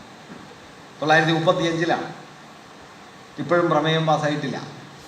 കേസരി പറയുന്നു സർവകലാശാല വിദ്യാഭ്യാസം മലയാളത്തിൽ വേണം, തിരുവിതാംകൂറിൽ കേരള സർവകലാശാല സ്ഥാപിക്കണം. അതേ മുഖപ്രസംഗത്തിലാണ് ഈ പറയുന്ന തുഞ്ചൻ്റെ മുദ്രയും കാവി ഖദറും ധരിച്ച് കലാമണ്ഡലത്തിന് പിരിവിനിറങ്ങണം എന്നതിനെ കേസരി വിമർശിക്കുന്നത്. 3 ചെയ്തുകൂടാന്ന് പറയുന്നത്. കലാമണ്ഡലം സംരക്ഷിക്കുന്നത് നല്ലതാണ്, പക്ഷെ തുഞ്ചൻ്റെ മുദ്ര പാടില്ല, കാവ്യം പാടില്ല, ഖദറും പാടില്ല. ഇതെല്ലാം കലയുടെ തത്വത്തിനെതിരാണ് എന്ന് അദ്ദേഹം എഴുതുന്നുണ്ട്. ഇതുപോലെ തന്നെ കേസരിയുടെ മുഖപ്രസംഗങ്ങൾ നോക്കിയാൽ എത്രയോ സാഹിത്യപരമായ കാര്യങ്ങളെക്കുറിച്ച് കേസരി മുഖപ്രസംഗം എഴുതി. ഒരുപക്ഷെ കേസരിയുടെ മുഖപ്രസംഗങ്ങളിലായിരിക്കും സാഹിത്യ പരിഷത്ത് സമ്മേളനങ്ങളും സാഹിത്യ കാര്യങ്ങളും ഇതുപോലെ കടന്നു വരുന്നത് എന്ന് പറയാൻ പറ്റും. അദ്ദേഹത്തിൻ്റെ സാഹിത്യ മുഖപ്രസംഗങ്ങൾ നോക്കിയാൽ ഇപ്പോൾ സാഹിത്യ പരിഷത്ത് സമ്മേളനം, പരിഷത്തിന് അദ്ദേഹം എതിരായിരുന്നു. സാഹിത്യ പരിഷത്ത് ഒരു യാഥാസ്ഥിതിക പ്രസ്ഥാനമാണ്. അപ്പം തമ്പുരാനെയാണ് അദ്ദേഹം ഏറ്റവും കൂടുതൽ ആക്രമിച്ചുകൊണ്ടിരുന്നത്. ഒരു യാഥാസ്ഥിതിക പണ്ഡിതനായിട്ടാണ് അദ്ദേഹം അപ്പം തമ്പുരാനെ കണ്ടത്. പക്ഷെ സാഹിത്യ പരിഷത്ത് സമ്മേളനം കൊണ്ടൊരു ഗുണമുണ്ട് എന്ന് കേസരി പറയുന്നുണ്ട്. അത് മലയാളത്തെ മുൻനിർത്തുന്ന ഒരു കേരള ദേശീയ ബോധത്തെ വികസിപ്പിച്ചു കൊണ്ടുവരുന്നുണ്ട്. അതാണ് അതിൻ്റെ ഒരു മികവായിട്ട് അദ്ദേഹം പറയുന്നത്. നാടൻ പാട്ടാണ് ഒരു ജനതയുടെ കലാശക്തിയുടെ മാനദണ്ഡമായി കാണേണ്ടത്, അല്ലാതെ കെട്ടിച്ചമയ്ക്കുന്ന സാഹിത്യമല്ല എന്ന് അദ്ദേഹം അവിടെ പറയുന്നുണ്ട്. അതുപോലെ കേരളത്തെ സംബന്ധിച്ച് സംസ്കൃതവും മലയാളവും തമിഴും പാശ്ചാത്യ ഭാഷകളും ഉൾപ്പെടുന്ന ഒരു ഭാഷാസങ്കല്പമാണ് ആവശ്യം എന്ന കാര്യം അദ്ദേഹം പറയുന്നുണ്ട്. ഒരിടത്ത് അദ്ദേഹം കലാമണ്ഡലത്തെ പൊതുസ്ഥാപനമാക്കി മാറ്റണം എന്ന് പറയുന്നുണ്ട്. വള്ളത്തോളിൻ്റെ ദുരധികാരം മാത്രമാണ് അവിടെ നടക്കുന്നത്, അത് അവസാനിപ്പിക്കേണ്ടതാണ്, കലാമണ്ഡലത്തെ പൊതുസ്ഥാപനമാക്കി മാറ്റണം എന്ന് അദ്ദേഹം മുഖപ്രസംഗം എഴുതുന്നുണ്ട്. അതുപോലെ സ്ത്രീകൾ നാടകത്തിൽ സ്ത്രീകൾ തന്നെ നടികളായിട്ട് വരണം, അല്ലാതെ സ്ത്രീകളുടെ വേഷം കെട്ടി പുരുഷന്മാർ അഭിനയിക്കേണ്ടതാണ് എന്ന് അദ്ദേഹം വാദിക്കുന്നുണ്ട്. കൗതുകമുള്ളൊരു കാര്യം കൂടി പറയാം. അദ്ദേഹം ഈ മാതൃകാ രാമായണത്തെക്കുറിച്ചുള്ള ഒരു ചർച്ചയിൽ ഈ രാമനെ ഒരു മാതൃകാ പുരുഷനാണ് എന്ന് വള്ളത്തോൾ പരാമർശിച്ചതിനെ കുറിച്ച് കേസരി എഴുതുന്നത്, ഈ പിതൃഭക്തനും ഏകഭാര്യാവ്രതക്കാരനും തൻ്റെ പത്നിയെ മോഷ്ടിച്ചു കൊണ്ടുപോയ രാജാവിൻ്റെ നാട്ടിലെ ജനങ്ങളെ കൊന്നൊടുക്കിയവനും വൈദിക മതത്തിന് കീഴ്പ്പെട്ടവനുമായ രാമനെ ഇനി വരുന്ന കാലത്ത് യുവജനങ്ങൾ ഒരു നിലയ്ക്കും ആരാധിക്കാൻ നിലയില്ല. അടുത്ത വാക്യം, ബഹുഭർത്തൃത്വം അനുവദിക്കുന്നത് കൊണ്ട് യുധിഷ്ഠിരനെ അവർ മാതൃകയാക്കിയേക്കുമെങ്കിലും ആത്മബലമില്ലാത്ത ഒരാളായതുകൊണ്ട് ആ ആദരവിന് വലിയ വിലയൊന്നും കിട്ടാനും ഇടയില്ല. ഇങ്ങനെ യുധിഷ്ഠിരനെയും രാമനെയും ഒക്കെ കുറിച്ച് അദ്ദേഹം പറയുന്നതും വളരെ കൗതുകമുള്ള കാര്യങ്ങളാണ്. ഇതുപോലെ കവികളെക്കുറിച്ചുള്ള ചർച്ചയിൽ അതൊക്കെ ശ്രദ്ധിക്കേണ്ട കാര്യമാണ്. കവികൾ 3 തരമുണ്ട്, അല്ലെങ്കിൽ സാഹിത്യകാരന്മാർ. ഒന്ന്, അവർ അർച്ചകരാണ്, പ്രീസ്റ്റ്സ്, പൂജിക്കുന്നവർ. 2, അവർ പ്രവാചകരാണ്, പ്രൊഫറ്റ്സാണ്. 3-മത്തേത് അവർ പ്രചാരകരാണ്, അല്ലെങ്കിൽ ഉപകാരികളാണ്, പർവേഴ്സാണ്. ഇതിൽ ഇന്നത്തെ കാലത്ത് 930കളെ മുൻനിർത്തി അദ്ദേഹം പറയുന്നു, ഇന്നത്തെ കാലത്ത് നമ്മുടെ സമൂഹത്തിന് കൂടുതൽ ആവശ്യമുള്ളത് ഈ അർച്ചകരോ അല്ലെങ്കിൽ പ്രവാചകരോ ആയ കലാകാരന്മാരല്ല, മറിച്ച് ഉപകാരികളായ ആളുകളാണ്. ഈ ഉപകാരത്തിൻ്റെ ഘട്ടം കഴിഞ്ഞാൽ വാസ്തവത്തിൽ മറ്റ് പാരമ്പര്യങ്ങൾക്ക് സാഹിത്യത്തിൽ ഉയർന്നു വരാനുള്ള സാധ്യതയുണ്ട്. സോവിയറ്റ് വിപ്ലവം കഴിഞ്ഞ് കുറേ കാലം കഴിഞ്ഞപ്പോൾ ബുഖാറിൻ ഈ മൈക്കോവ്സ്കിയുടെ കവിതകൾക്കെതിരെ ഉയർത്തിയ വിമർശനം കേസരി അവിടെ ചൂണ്ടിക്കാണിക്കുന്നുണ്ട്. ബുഖാറിൻ പറയുന്നത് അദ്ദേഹം ആവിഷ്കരിച്ച വിപ്ലവപരമായ ആശയങ്ങൾ ഇപ്പോൾ നമുക്ക് അത് കടന്നു കഴിഞ്ഞിട്ടുണ്ട്, അത് വീണ്ടും ആവർത്തിക്കേണ്ടതില്ല എന്നതുപോലെ പ്രചാരക കവിതയുടെ ഒരു ഘട്ടം കഴിയുമ്പോൾ അത് അവസാനിക്കുമെന്നും അടുത്ത ഘട്ടം ഉയർന്നു വരുമെന്നും ഒക്കെ അദ്ദേഹം പറയുകയും ചെയ്യുന്നുണ്ട്. ഇങ്ങനെ കേസരിയുടെ പത്രജീവിതത്തിലേക്ക് ആകമാനം നോക്കിയാൽ 3-4 കാര്യങ്ങൾ നമുക്ക് സംഗ്രഹിച്ച് പറയാനായിട്ട് കഴിയും. ഒന്ന്, ഞാൻ നേരത്തെ പറഞ്ഞതുപോലെ രാജവാഴ്ചയ്ക്കും ദിവാൻ ഭരണത്തിനും സാമ്രാജ്യവാഴ്ചയ്ക്കുമെതിരെയുള്ള ശക്തമായ രാഷ്ട്രീയ നിലപാടാണ് കേസരി കൈക്കൊണ്ടത്. ആ നിലയിൽ രാഷ്ട്രീയ സ്വാതന്ത്ര്യം എന്ന ഒരാശയത്തിന് വേണ്ടിയുള്ള ബഹുമുഖമായ ആശയാവലികളുടെ അവതരണം കേസരിയുടെ പത്രപ്രവർത്തനത്തിൽ കാണാം.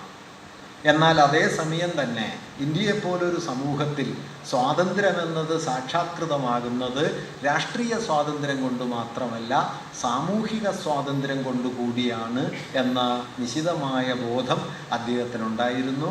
ആ സാമൂഹിക സ്വാതന്ത്ര്യത്തെ മുൻനിർത്തിക്കൊണ്ട് ജാതിക്കെതിരെയും വർണ്ണധർമ്മങ്ങൾക്കെതിരെയും മതാത്മകമായ സംസ്കാര സങ്കല്പങ്ങൾക്കെതിരെയും അദ്ദേഹം നിശിതമായ വിമർശനങ്ങൾ ഉന്നയിക്കുകയും ചെയ്തു. 3-മത്, ഒരാധുനിക സമൂഹത്തെ സംബന്ധിച്ച് ഏറ്റവും പ്രധാനപ്പെട്ട ഒരു ഘടകമാണ് അനുബന്ധ ലോകമല്ല കലയും സാഹിത്യവും സംസ്കാരവും എന്ന് മലയാളത്തിൽ വിളിച്ചു പറഞ്ഞ മിക്കവാറും ഒരേ ഒരു പത്രാധിപർ കേസരിയാണ്. കേസരിക്ക് മുമ്പോ കേസരിക്ക് ശേഷമോ കലയ്ക്കും സാഹിത്യത്തിനുമുള്ള ഈ നിർമ്മാണാത്മകമായ പദവിയെ ഉയർത്തിപ്പിടിക്കുകയും ഒരു സമൂഹത്തിൻ്റെ അവബോധ രൂപീകരണത്തിൻ്റെ കേന്ദ്രത്തിൽ കലയും സാഹിത്യവും ഒരു ശക്തിയായി, ഭൗതിക ശക്തിയായി തന്നെ പ്രവർത്തിക്കും എന്ന് കണ്ട് അതിനുവേണ്ടി വാദിക്കുകയും അതിനാകാവുന്നത്ര സ്വയം പരിശ്രമിക്കുകയും ചെയ്ത കേസരിയുടെ വിവർത്തനങ്ങൾ നോക്കിയാൽ തന്നെ കാണാൻ പറ്റും. അക്കാലത്ത് ഞാൻ ഒരു കാര്യം മാത്രം പറയാം. 1970കളിൽ മലയാളത്തിൽ പരിചയപ്പെട്ട കാഫ്കയെ 1942 കാഫ്കയുടെ കഥ കേസരി വിവർത്തനം ചെയ്തു. ലൂയി പിരാന്തലോവിനെ വിവർത്തനം ചെയ്തു, ഇബ്സനെ വിവർത്തനം ചെയ്തു, സ്റ്റെൻഡാളിനെയും ബെൽസാക്കിനെയും വിവർത്തനം ചെയ്തു, മോപ്പസാങ്ങിനെ വിവർത്തനം ചെയ്തു, 200ഓളം ചെറുകഥകൾ വിവർത്തനം ചെയ്തു, നാടകങ്ങൾ എല്ലാം ഇങ്ങനെ വിവർത്തനം ചെയ്തുകൊണ്ടിരുന്നു. ഈ വിവർത്തനങ്ങളൊക്കെ റൊമേൻ റോളൻഡിനെ വിവർത്തനം ചെയ്തു. ഗാന്ധിജിയെ എതിർത്ത് മറുഭാഗത്ത് ലേഖനം എഴുതുന്ന സമയത്ത് തന്നെ റൊമേൻ റോളൻഡിൻ്റെ ഗാന്ധിജി ചരിത്രം എഴുതിയിട്ട് അത് കേസരിയിൽ പ്രസിദ്ധീകരിക്കുകയും പുസ്തകമാക്കുകയും ചെയ്തു. ഇങ്ങനെ വിവർത്തനങ്ങൾ എന്ന് പറയുന്നത് കേസരിക്കൊരു സാഹിത്യ ദൗത്യ നിർവഹണം മാത്രമായിരുന്നില്ല, വിവർത്തനങ്ങൾ തൻ്റെ പത്രപ്രവർത്തനത്തിൻ്റെ സുപ്രധാനമായ ഘടകമായി കേസരി ഉറപ്പിച്ചത് പുതിയൊരു സാഹിത്യ ഭാവുകത്വത്തെ രൂപപ്പെടുത്തിക്കൊണ്ടല്ലാതെ ഒരാധുനിക ജനാധിപത്യ സമൂഹത്തെ രൂപപ്പെടുത്താൻ പറ്റില്ല. പവിത്രൻ സാഹിത്യത്തെക്കുറിച്ച് പറയുന്ന മനോഹരമായ ഒരു വാക്യം, ഒരു ജനതയുടെ ആത്മനിഷ്ഠതയുടെ ചരിത്രമാണ് സാഹിത്യം എന്നാണ്. അതുകൊണ്ട് ഒരു ജനതയുടെ ആത്മനിഷ്ഠത എന്ന് പറയുന്നത് പ്രധാനപ്പെട്ട ഘടകമാണ്. ആ ആത്മനിഷ്ഠതയെ നവീകരിക്കാനുള്ള സുപ്രധാനമായ ഒരു സമരായുധമാണ് കലയും സംസ്കാരവും സാഹിത്യവും എന്ന തിരിച്ചറിവിൽ നിന്നുകൊണ്ട് അതിനെ ഉയർത്തിക്കൊണ്ടുവരാനാണ് കേസരി മൂന്നാമതായി ശ്രമിച്ചത്. നാലാമതായിട്ട് അദ്ദേഹത്തിൻ്റെ പത്രജീവിതം പുതിയ വിജ്ഞാനത്തിന് വേണ്ടിയുള്ള നിരന്തരമായ പരിശ്രമമായിരുന്നു. അക്കാലത്ത് ലഭ്യമായ എല്ലാ അറിവുകളെയും കേസരി തൻ്റെ പത്രത്തിലൂടെ മലയാളിക്ക് പകർന്നു കൊടുക്കുകയും ആധുനിക വിജ്ഞാനത്തിൻ്റെ ഒരു ലോകബോധം കേരളത്തിന് കൈവരാനുള്ള പരിശ്രമങ്ങളിൽ പങ്കാളിയാവുകയും ചെയ്തു. ഇങ്ങനെ 9 വർഷം മാത്രമാണ് കേസരി പ്രവർത്തിച്ചതെങ്കിലും സംശയരഹിതമായും നമ്മുടെ പത്രജീവിതത്തിൻ്റെ ചരിത്രത്തിൽ അതിന് മുൻപോ പിൻപോ ഉണ്ടായിട്ടില്ലാത്ത അത്ര സമഗ്രമായ ജ്ഞാനോദയ ദർശനം കേസരിയുടെ പത്രജീവിതത്തിന് ഉണ്ടായിരുന്നു എന്ന് മാത്രമല്ല, ഞാൻ പറയാൻ ആഗ്രഹിക്കുന്ന ഒരു കാര്യം, പത്രാധിപർ എന്ന നിലയ്ക്ക് കേസരി നിലക്കൊണ്ടത് പത്രാധിപരായിട്ടല്ല, മറിച്ച് മലയാളത്തിലെ ആദ്യത്തെ പ്രമുഖനായ രാഷ്ട്രീയ ചിന്തകനായിട്ടാണ്. ഇത് വളരെ വ്യത്യസ്തമായൊരു കാര്യമാണ്. രാഷ്ട്രീയ ചിന്ത, പൊളിറ്റിക്കൽ ഫിലോസഫി എന്ന് പറയുന്നൊരു വിഷയം ഒരുപക്ഷെ മലയാളി ആദ്യമായി മുഖാമുഖം കാണുന്നത് കേസരിയുടെ പത്രജീവിതത്തിലൂടെയാണ്. സ്വദേശാഭിമാനിയോ അതുവരെയുള്ള മറ്റു പത്രാധിപന്മാരോ പൊതുവിൽ വാർത്തയുടെ അവതരണത്തിലും അതിൻ്റെ വിധ്വംസകമായ വിശദീകരണത്തിലുമാണ് നിലനിന്നതെങ്കിൽ കേസരി അതിനപ്പുറത്തേക്ക് പോയി. അദ്ദേഹം പ്രബോധകന്റെ പ്രസ്താവനയിൽ പറയുന്ന കാര്യമുണ്ട്, വാർത്തയും സത്യവും തമ്മിലുള്ള വ്യത്യാസം എന്താണ്? വാർത്ത ഒരവസ്ഥയെക്കുറിച്ചുള്ള വിശദീകരണമാണ്, ഒരവസ്ഥയെ അറിയിക്കലാണ്. സത്യമാകട്ടെ ഈ അവസ്ഥകളുടെ പിന്നിലുള്ള അടിസ്ഥാന കാര്യങ്ങളെ കണ്ടെത്തി ആ അടിസ്ഥാന കാര്യങ്ങളെക്കുറിച്ചുള്ള ബോധം ഉണ്ടാക്കുന്നതാണ് സത്യബോധം. സത്യബോധം ഉളവാക്കുക എന്നതാണ് പത്രപ്രവർത്തനത്തിൻ്റെ വിപുലമായ താല്പര്യം, വാർത്താവിതരണമല്ല. അതുകൊണ്ട് വാസ്തവത്തിൽ ഇപ്പോൾ ഞാൻ നേരത്തെ പറഞ്ഞതുപോലെ തിരുവിതാംകൂറിലെ സ്ത്രീകളെ കൊലപ്പെടുത്തരുത്, വധശിക്ഷയ്ക്ക് വിധിക്കരുത് എന്നൊരു പ്രമേയം നിയമസഭയിൽ ആരെങ്കിലും അവതരിപ്പിക്കുമ്പോൾ അതൊരു സന്ദർഭമായിട്ടെടുത്തിട്ട് വധശിക്ഷയെക്കുറിച്ച് ഇക്കാലം വരെ മലയാളത്തിൽ എഴുതപ്പെട്ടതിൽ ഏറ്റവും മൗലികമായ ഒരു മുഖപ്രസംഗം, ഒരു ലേഖനം കേസരി എഴുതുന്നു.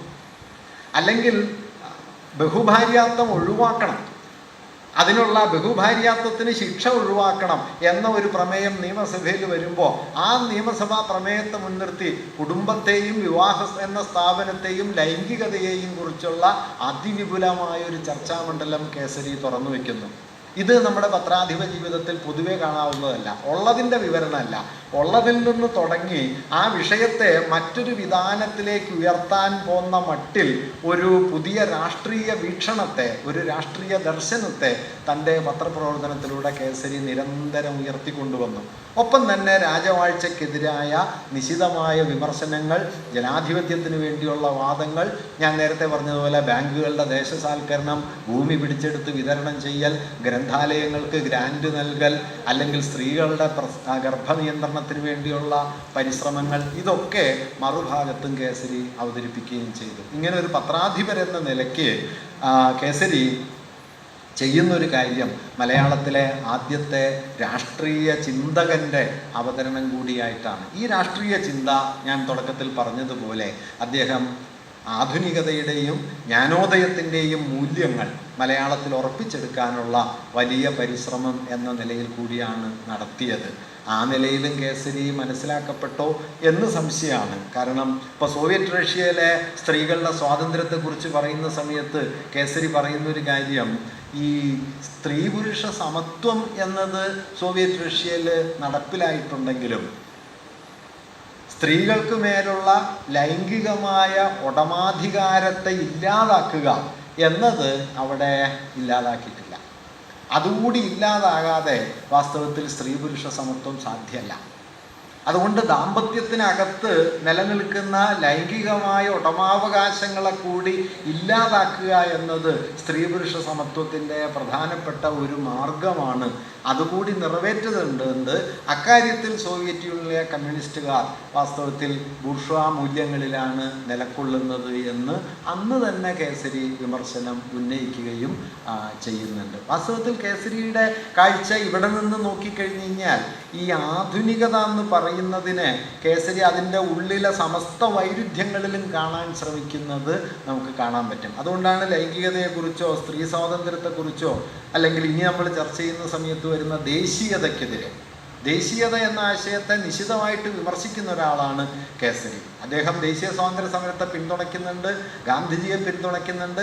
അതെല്ലാം ചെയ്യുന്ന സമയത്ത് തന്നെ ദേശീയത തെറ്റായ ഒരു ആശയമാണ് എന്ന് പറയുകയും ചെയ്യുന്നുണ്ട്. എന്തിന് പിന്തുണയ്ക്കുന്നു എന്ന് ചോദിച്ചാൽ മൂർത്തമായ ഒരു ചരിത്ര സന്ദർഭം നൽകുന്ന സമ്മർദ്ദത്തോട് പ്രതികരിക്കലാണ്.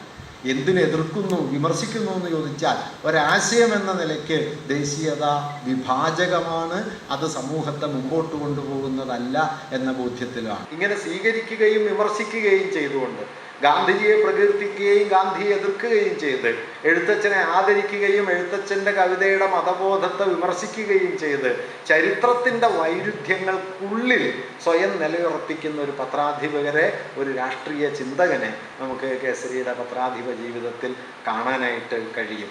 ഈ പത്രാധിപത്യത്തിൻ്റെ അവസാന ഘട്ടത്തിൽ അദ്ദേഹത്തിൽ തെളിഞ്ഞു വരുന്ന ഈ വൈരുദ്ധ്യങ്ങളുടെ ലോകം കൂടുതൽ പ്രബലമായ മറ്റൊരു വിധാനത്തിലേക്ക് നീങ്ങുന്നതാണ് അദ്ദേഹത്തിൻ്റെ സാഹിത്യ കലാ ദർശനത്തിൽ നമ്മൾ കാണുന്നത്. പത്രാധിപ ജീവിതം അവസാനിപ്പിച്ച് ഏതാണ്ട് 35 മുതൽ കേസരി പത്രത്തിൽ അദ്ദേഹം ധാരാളം സാഹിത്യ കാര്യങ്ങൾ ചർച്ച ചെയ്തു.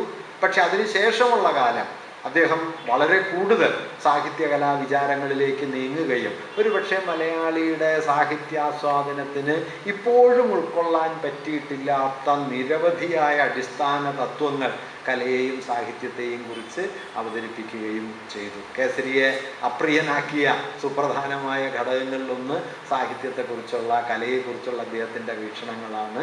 അത് തൻ്റെ കാലത്തിൻ്റെ യുക്തികളിൽ നിന്ന് ആ കാലത്തിൻ്റെ വൈരുദ്ധ്യങ്ങളിലേക്ക് കേസരിയെ കൂടുതൽ പിടിച്ചെടുപ്പിച്ചു.